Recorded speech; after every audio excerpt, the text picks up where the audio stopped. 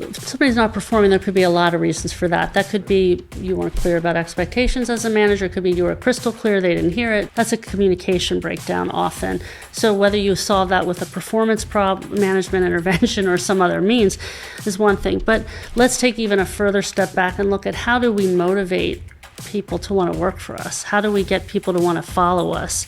And when they understand why we do what we do and we understand why they do what, you'll have less performance problems. And you'll also know whether they're a good cultural fit when you understand the why versus just the what.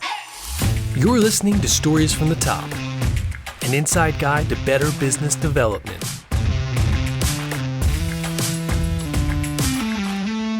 So we're back with Christine Miles for our last episode, how managers can tap into passion with their teams.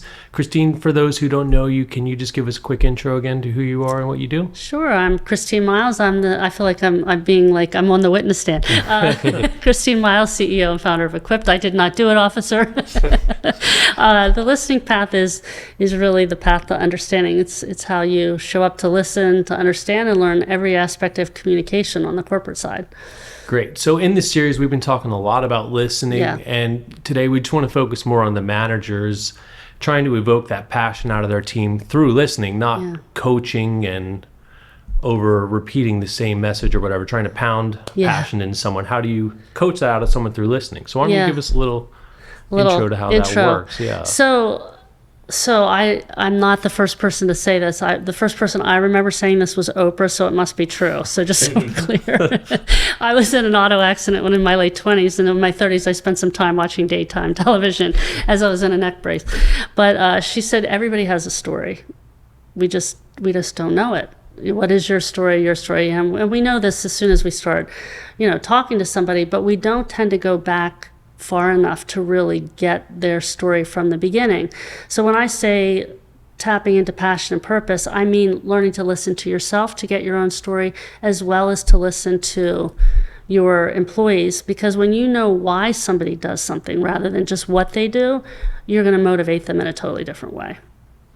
And so when you're talking about going back, how far do you go back when you're listening to something? If I'm a manager, I want to improve a problem with an employee, how far back do I need to listen to their story? Well, so tell me more. A problem in terms of what? What do you mean?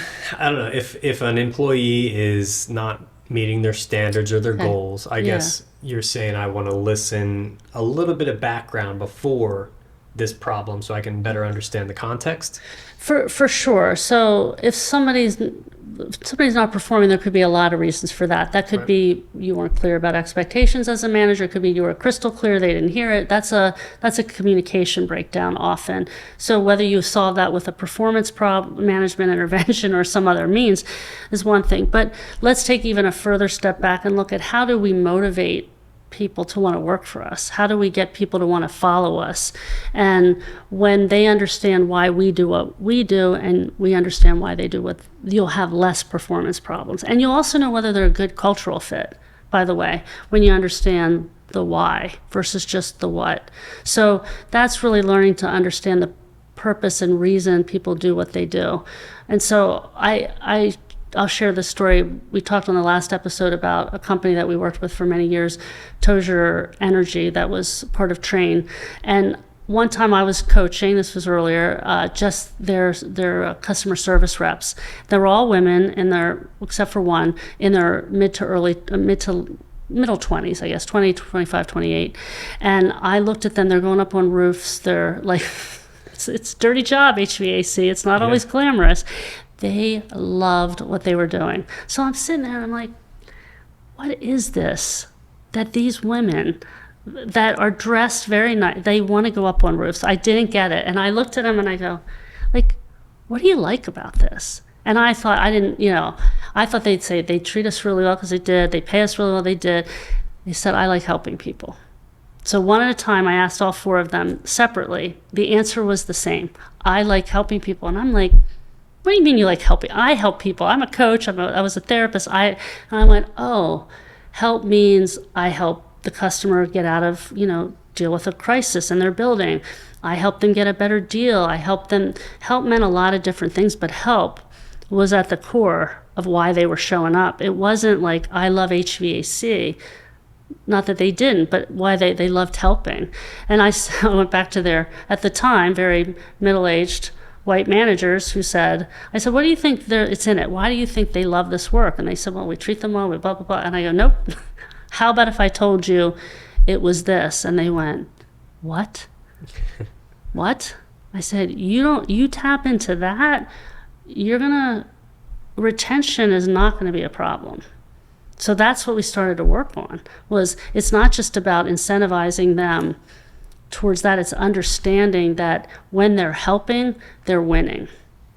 And what if one person said, I like helping, and the other person said, well, I like building, and that may culturally not be the right person for that role. The fact that they all shared a customer service rep role, all had the same quote why, was pretty telling in terms of culturally why they were a good fit.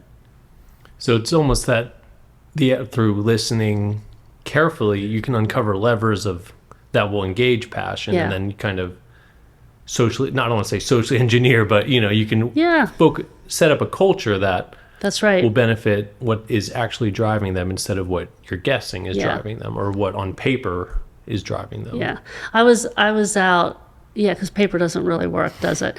I was out doing a keynote last week, and part of what I do and part of my keynotes is I show people the framework of the listening path, and how the listening isn't working, and then how it does work. And so round one is kind of confusing, even though it's how every conversation happens. And there was a senior leader at a table, and I could see his wheels turning as I was doing this, and he asked a couple questions, and I looked at him and I said, you really like puzzles, solving puzzles, don't you? And one of his team members was there, and she almost fell over, and he was like, do I have like a sign on my forehead? And he goes, like, how did you know that? And because I'm used to listening for that, right? So I saw him, the questions he was asking, I could figure out his why pretty quickly. And I just know that I made an impression on him that was so different, because I saw him and I saw what really drove him. So if he goes in as a senior leader to a company that doesn't have things to figure out, he's not staying, because he's going to get bored. If he's not solving complex problems in his organization, he's probably not going to stay very long or be happy or be motivated. So this happens at every level of the organization. And when you understand what your own purpose and passion is, and you understand the passion of those that work for you, things really change. It sounds like such a powerful tool for the hiring process. You can totally, much deeper than a resume, figure out exactly what drives somebody and what excites them. Because for us, we've done some hiring recently, and we're probably going to do some next year. Okay. And we're new to that process. Sure. We've only been doing it. We've hired 3 people in our company before, so it's still something we're trying to get better at. And that opportunity of the interview process is like, it's not something that should be daunting. It's an exciting chance to really hone in. Yeah. But we're marrying people after 1 or 2 dates is really what's happening in the year. So you better ask some really good questions, and really understand who they are and what excites them versus. And let me give you an example when I say passion and purpose. So if I were to tell you my story very quickly, like 30 minutes, that would be a problem. 30 seconds or so, I would say something like this. If I had one word to describe why I do what I do, that word is understanding. Because I believe that when you understand yourself and others, it's the key to success. And that really started for me. So I'll go back to the beginning when I was very little, and I watched my mom, who lost her mother very young, not be understood. And I saw the really high costs of that. And I also saw the success in that when I started overachieving, because I had that skill that I learned from those experiences. Then I had an accident that really formed me, because I had the same experience of my mother, just physical pain rather than psychological. And I realized it's really difficult to understand something you haven't experienced, and that most of the problems in workplaces were around what we didn't understand. So what if we created a common language for understanding, so that everybody could overachieve by understanding themselves and others in a different way? And that's why I created the listening path. Now, if I'm a leader, if I'm a salesperson, I'm both of those things, but if I'm in an organization, how powerful is that to say that to my team so they understand who I am, to a customer who understands what I'm there for, right? It's a different conversation when I can articulate that. Yes? It sounds kind of like the concept of a brand story almost. Like It you've is. kind of identified your story and you share it with every communication. It helps people to listen because they're listening to your story. That's right. And when I share that, now I want yours. So now I want to understand your story is the goal. If I go first, it makes it easier for you when I go. So in an interview, I might tell that story, and then I would ask, tell me about you. Take kind me of setting back. the tone. Like being vulnerable to encourage other people to share as well. And it is in every fiber of my being that's everything I've done in my life. At the core has been understanding, whether that's in my personal or professional life. And some people are like, I don't think I have a story. I'm like, you have a story. You just have to have somebody who can help you find it. And, never have we had a problem helping someone do that. Once you have you're learning to listen to yourself. It's just the same way you'd listen to somebody else. You got to go back to the beginning. You got to follow the path. Gathering a story, building a story, and telling a story are the same skill. They're just different parts of the same skill. So what do you think happens in a person when they hear your story and they hear that story that goes all the way back to you as a small child? How's that change how they see you and interact with you? Well, since I do a lot of speaking and I share my story even at a little more length, what the reaction is that people come and tell me their story. So, I share very openly that my mother suffered from mental illness, and I've had people come to me and said, my brother was schizophrenic, my sister committed suicide, but, boom, right away we are connected because life is not pain-free and we share experiences. Now, mine also came out of trauma. This is not always the case. Like, the case could be, I talked to a woman, she said, I was organizing my mother's kitchen. Now, this could be trauma too, but she didn't share this part, at age 4, and she had an organizing business. So it's just usually our passion and purpose shows up when we're very young. I could literally see that guy on the floor with a puzzle, or, as a kid, just figuring it out, because he was trying to move puzzle pieces when I was talking. So we just have to go back to our younger self to find that out, and it shows up pretty early. I've done this on stage with senior executives where I've helped them figure something out they didn't even realize it ties back to a very early time in their life. So you had mentioned that in addition to listening to other people, you need to listen to yourself. Can you explain what you mean by that? Well, I need to figure out what motivates me. So I have to ask myself the questions. I have to say, well, take me back to myself. Where did this is what I'm doing today. Where might that have started? So part of self-awareness is being able to ask yourself about your own stories and what they mean to you in your life and what decision points you've had. So that's part of learning to tune into yourself, is also an emotional intelligence skill, which makes you better at everything you do. Trust me, I became a very successful field hockey player because I had the skill, not because I was particularly talented athletically. I became talented, but so that's what it does when you listen to yourself and others. You had said let's all get on the same page and do the same style of listening. Is there different tweaks to your style of listening for different personalities and things like that, or is it really this is the only way to do it?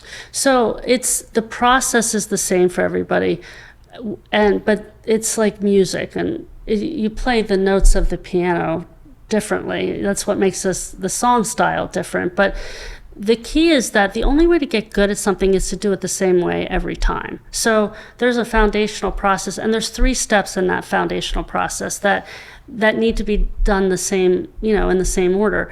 However, once you know those basic skills, then the improvisation starts to happen. People just like to rush to improvisation because being disciplined in any process is hard at first. Yeah. Yeah. What are some of the common mistakes people make when they start trying to listen better? It's harder to make mistakes now because it's so clearly laid out. So I'll tell you what the hardest thing for people is. So let me explain what there's tools on the listening path. As I said, it's a metaphor taking you back to the earlier episode of you wouldn't go hiking in the woods without tools or supplies in your backpack. So we give you the tools and supplies so you can listen to understand. So those are the tools, but the process is threefold. So the first part of listening is you have to get the story, because when you're listening, you're always listening to a story. So you got to get it. That's when most people think they're done. I got it, I'm good, let's go. That's where every misunderstanding happens, because what you heard is only a figment of your imagination. And you have this filter called your brain that's going to contaminate it with all your own thoughts and feelings and stories. So the second step is really where the magic happens, which is now I need to become a storyteller, and I need to tell you the story you just told me to make sure I understood you. Not agree, understand. And that's the hardest thing for people to do, because when you're first learning to listen, just getting the story is hard. Learning to tell it back to somebody in a way that's clear takes a little more practice. But that's also the biggest gap in listening, is that, oh yeah, I get it, I understand. That's not understanding. Understanding is, let me see if I get you, and I tell you back exactly what you told me. Is there ever situations where in your everyday life where you run into someone and say, listening is only going to go so far with this? Like, those people who just, they're waiting for their turn to talk, and it's truly a one-way exchange. Yeah. Is there certain people that you could recognize, okay, this isn't going to go anywhere, I need to just move on with my life from this interaction? Sure. Yeah, on an airplane, don't try this. If you want your privacy on an airplane, do not be a good listener. So look, I wrote about this in my book. When I was dating many years ago, after my divorce, I was like, I got a lot of second dates, and I thought, I am fabulous, aren't I? And then I went, maybe it's not me they're falling for. It's the way I'm making them feel. So I said, I'm going to purposefully talk more on, you talked about this in your own selling, right? And your own, how you're with customers. So I started talking more, and I did not get as many second dates. And I thought, that's how powerful it is to be with somebody who listens. It's a very good feeling to be listened to. So yeah, so not every situation. Now, if I'm in a situation where I have skin in the game and something matters and I'm dealing with someone like that, you can use the tools to get them to listen better. That's just a little bit more of an advanced skill. Yeah. That's really interesting. I'm just thinking about your head spinning. All your days, yeah. Yeah. Wait a minute, I don't want everyone to like me. It was not as fabulous as I thought I was. Dial it back, yeah.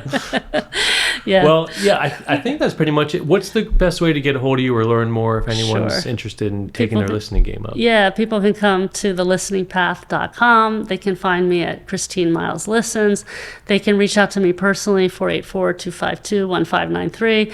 Whatever, we're here to help. So we have a team, and we have lots of ways to serve, from elementary classrooms to corporations. Great. Well, thanks so much for coming on the show. It's been amazing. Appreciate it. You guys are fun. Yeah, thank you. Stories from the Top is your guide to successful business development. Subscribe wherever you get your podcasts, or find Edge of Cinema on YouTube. Stories from the Top is an Edge of Cinema production, hosted by Matthew Skura and Jeremy Schmidt. To learn more or get in touch, visit edgeofcinema.com/podcast.